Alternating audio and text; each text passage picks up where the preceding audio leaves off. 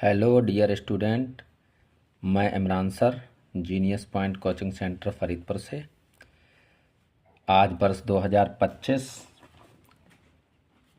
के पेपर के बहुविकल्पीय प्रश्नों को लेकर के आया हूं, जो set number 822 B V set है। सेट नंबर मैं यहाँ पर लिख देता हूं 822 बी और वी। 2025 का ये क्वेश्चन पेपर है 2025। तो आइए समझते हैं इसके लिए। पहले क्वेश्चन के लिए कहा है एक परिमेय संख्या और एक अपरिमेय संख्या का योग होगा। तो बेटा एक परिमेय संख्या और एक अपरिमेय संख्या का योग जो है वो हमेशा ही क्या होगा? अपरिमेय संख्या होगा। क्या होगा? अपरिमेय संख्या। जैसे परिमेय संख्याएं जो हैं वो हमारी होती हैं जिन्हें हम P अपॉन Q के रूप में लिख सकते हैं, और अपरिमेय संख्याएं वे होती हैं जिन्हें हम P बटे Q के रूप में नहीं लिख सकते। ठीक है, तो इनका जब भी अगर योग करेंगे तो हमारे पास में योग कैसा आएगा? अपरिमेय संख्या आएगा। देखिए क्वेश्चन नंबर 2 की ओर आते हैं कि संख्या 156 का अभाज्य गुणनखंड होगा। तो संख्या 156 का अभाज्य गुणनखंड चाहे तो हम ऑप्शन से भी इसे सॉल्व कर सकते हैं, और वरना इसके गुणनखंड कर लीजिए कि 156 ये बेटा देखो 2 से डिविजिबल है, 2 सत्ते 14 और 2 अट्ठे 16। फिर ये 2 से डिविजिबल है, 2 तियाँ 6 और 2 नेम 18। अब ये 3 से डिविजिबल है, 3 एकम 3 और 3 तियाँ 9। अब ये 13 से डिविजिबल है, 13 एकम 13। और तब तक इसे काटते हैं जब तक कि यहाँ पर 1 ना आ जाए। ठीक है, 13 एकम 13। हमारे पास में अभाज्य गुणनखंड आए 2 की पावर 2, 2 की पावर 2 गुणा ये रहेगा 3 और गुणा ये कितना रहेगा 13। तो हमारे पास में ऑप्शन नंबर बी मैच करता है कि 2 की पावर 2 गुणा 3 गुणा 13। आइए अगले क्वेश्चन की ओर बढ़ते हैं। क्वेश्चन नंबर 3 कह रहा है यदि 3x प्लस 5y बटे 3x minus 5y equal to 7 बटे 3, तो x अनुपात y का मान होगा। आइए इसे सॉल्व करते हैं। ये यहाँ पर है 3x प्लस 5y अपॉन में है 3x minus 5y equal to हमें गिवन है 7/3। इसका मल्टीप्लिकेशन इधर करा दीजिए, इसका इधर करा दीजिए, तो 3 तियाँ हो जाएगा यहाँ पर बेटा 9x और प्लस ये हो जाएगा 3 पंजे 15y इजुकल टू ये हो जाएगा 7 तियाँ 21x और माइनस 7 पंजे 35y। x को एक और कर लो और y को एक और कर लो। तो देखो बेटा x रेशियो y पूछा है तो हम x को इधर रहने देते हैं कि 9x माइनस हो जाएगा 21x इजुकल टू इधर चल रहा माइनस का 35y और ये इधर 15 जाएगा तो ये भी माइनस का हो जाएगा 15y। इसे सॉल्व करेंगे, माइनस के 21 में प्लस के 9 ऐड करेंगे तो हमारे पास अब माइनस के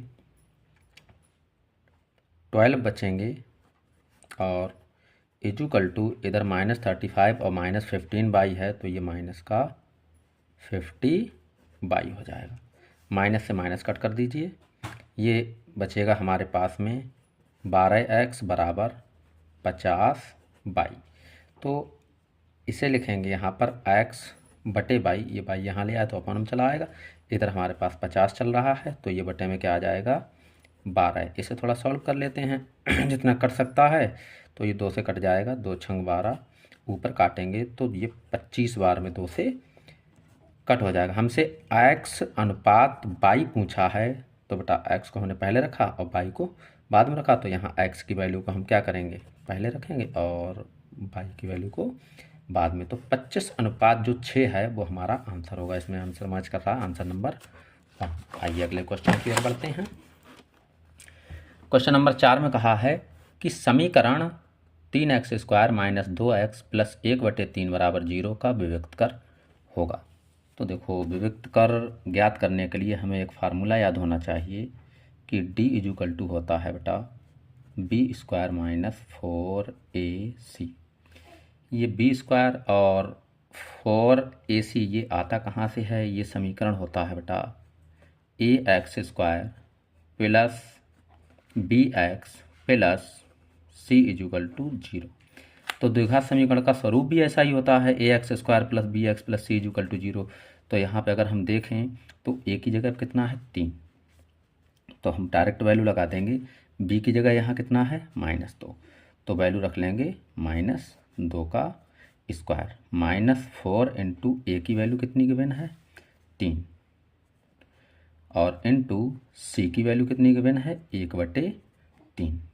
देखो सी की जगह पर 1/3 है, बी की जगह पर -2 है और ए की जगह पर 3 है। गुणांक लिए जाते हैं।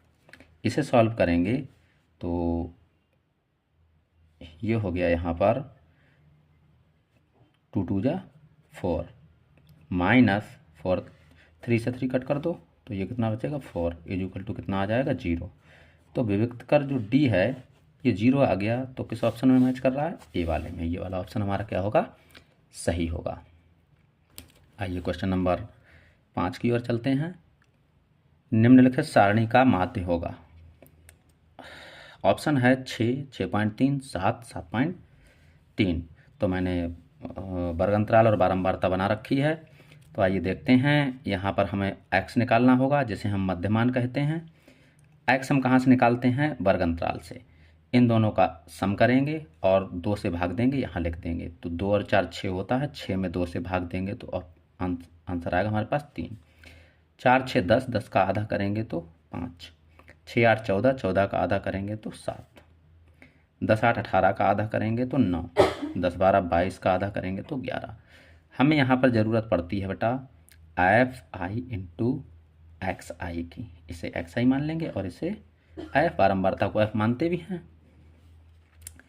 2 3 6, 4 5 20, 7 7 49, 3 9 27 और 11 चौक 44। हमें इसकी आवश्यकता है और हमें बारंबारता की आवश्यकता है, क्योंकि हमारे पास फार्मूला होता है 12x equal to sigma F I x i upon में सिग्मा एफ आई।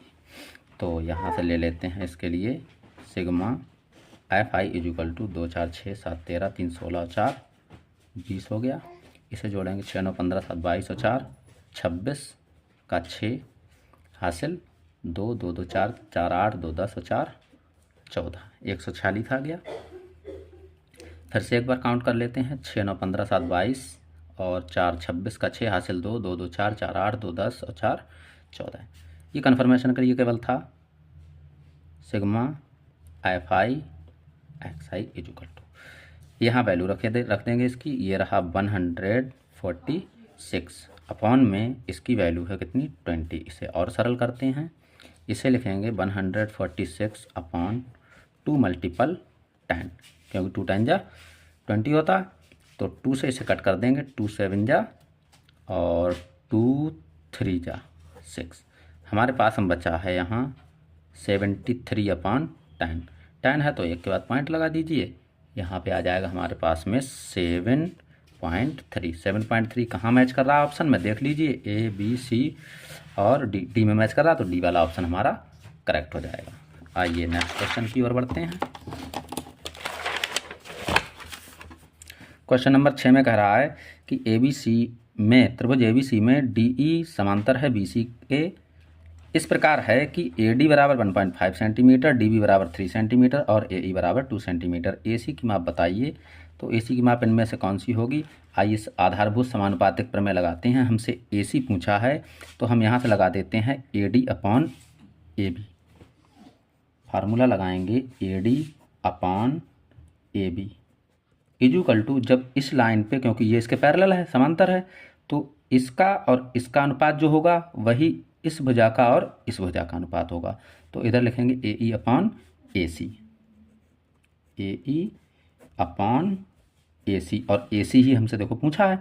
तो यहाँ पर ए डी की माप क्या होगी, ए डी की 1.5 है, 1.5 अपॉन ए बी की कितनी होगी। तो ए बी की 1.5 तो ये है और 3 ये है, तो कितना हो जाएगा 4.5 इजुकल टू इसकी वैल्यू 2 है अपॉन में और AC की कितनी है 2 प्लस EC, 2 प्लस EC। तो चाहे तो हम डायरेक्ट ऐसे ही वैल्यू रख दें केवल AC की, जो भी वैल्यू हो निकल आएगी। देखिए इसे सॉल्व करेंगे यहाँ पर कि ये पॉइंट से पॉइंट ख़त्म कर दो, 15 1 जा 15 और 15 3 जा 45। तो इसे लिखेंगे यहाँ पर 1/3 इजुकल टू 2/AC। AC बन जा AC इजुकल टू 2 3 जा 3 2 जा 6। अगर 6 किसी ऑप्शन में मिलता है तो वही इसका क्या होगा आंसर होगा 6। हाँ, फर्स्ट आंसर जो है वो मिल रहा है, ये इसका आंसर हो गया। आगे बढ़ते हैं क्वेश्चन नंबर 7 पर। देखिए 7 नंबर क्वेश्चन कह रहा है बिंदुओं 2,3 और 4,1 के बीच की दूरी होगी। तो देखो दो बिंदुओं के बीच की दूरी का फार्मूला होता है कि D equal to √(x2 minus x1 का होल स्क्वायर और प्लस y2 माइनस y1 का होल स्क्वायर। इसे सॉल्व करते हैं। √(x2), देखो बेटा पहली वाली वैल्यू को x1 और इसे y1, इसे x2 इसे y2। ये ऑप्शनल प्रश्न है इसलिए थोड़ा सा डिटेल से नहीं कर रहे हैं।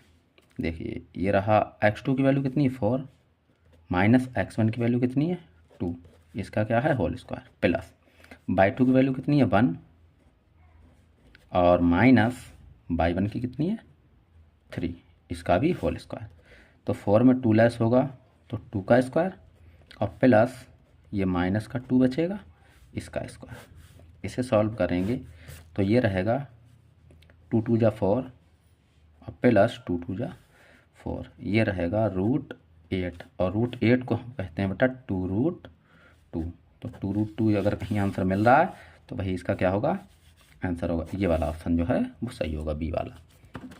आगे बढ़ते हैं क्वेश्चन नंबर 8 कहा 3x² minus 12x plus m बराबर 0 के मूल बराबर हों तो m का मान ज्ञात करो। देखो मूल अगर बराबर हैं तो फार्मूला होता है D इजुकल टू 0 और D की वैल्यू होती है, अभी हम लोग विविध क्रम में देखो सीख चुके हैं कि b² minus 4ac equal to 0। तो b की वैल्यू यहाँ से अब डायरेक्ट लगा देते हैं बेटा, b की वैल्यू -12 है, -12 का स्क्वायर माइनस 4 इंटू ए की वैल्यू ये 3 है और इंटू सी की वैल्यू कितनी है m इजुकल टू क्या है 0। तो इसे सॉल्व करेंगे। 12 का स्क्वायर होता है बेटा 144 माइनस 4 3 जा 12 और ये क्या रहा m इजुकल टू 0, ये यहीं रहने देंगे। 12 m इजुकल टू हो जाएगा माइनस का 144, माइनस से माइनस ख़त्म हो गया और 12 से 144 को काटेंगे तो 12 बार में ये ख़त्म हो जाएगा। तो m इजुकल टू कितना बचा बेटा 12। तो अगर 12 जैसा ऑप्शन मिल रहा है वो ऑप्शन हमारा सही होगा। क्वेश्चन नंबर 9 की ओर आते हैं। 9 में देखिए कह रहा है कि 15 25 का HCF 5 है तो एलसीएम ज्ञात कीजिए। हम खूब जानते हैं कि हमने पढ़ा है first number multiple second number equal to होता है एलसीएम मल्टीपल HCF, बेसिक सा फार्मूला है। तो फर्स्ट नंबर 15 है हमारा और सेकेंड नंबर कितना है 25। इसका एलसीएम कितना है पता नहीं तो ऐसे ही लिखा रहने देंगे। HCF हमें गिवन है कितना है 5 से इससे कट कर दो, 5 5 जा 25 और 15 5 जा 75 इजुकल टू कितना रहेगा LCM। एलसीएम कितना आ गया हमारे पास में 75। अगर 75 किसी ऑप्शन में है तो वही इसका आंसर होगा। क्वेश्चन नंबर 10 में कह रहा है AP 3, 1, -1, -3, ... के लिए सार्वांतर होगा। अच्छा सार्वांतर जो है हम निकालते हैं D equal to A2 minus A1 या फिर हम कह दें यहाँ पर कि A3 माइनस A2 या फिर इसी प्रकार चल जाएं A4 माइनस A3। तो देखिए यहाँ पर यही पहला वाला ले लेते हैं A2, ये A1 A2 A3 A4। तो A2 तो 1 है माइनस और A1 कितना है 3, तो इसे सॉल्व करेंगे, ये रहा माइनस का 2। अगर कहीं पे भी इस ऑप्शन में -2 दिखे तो वही इसका क्या होगा आंसर होगा। अच्छा इसमें मैंने ऑप्शन नहीं लिखे हैं तो इसका आंसर होगा कितना -2।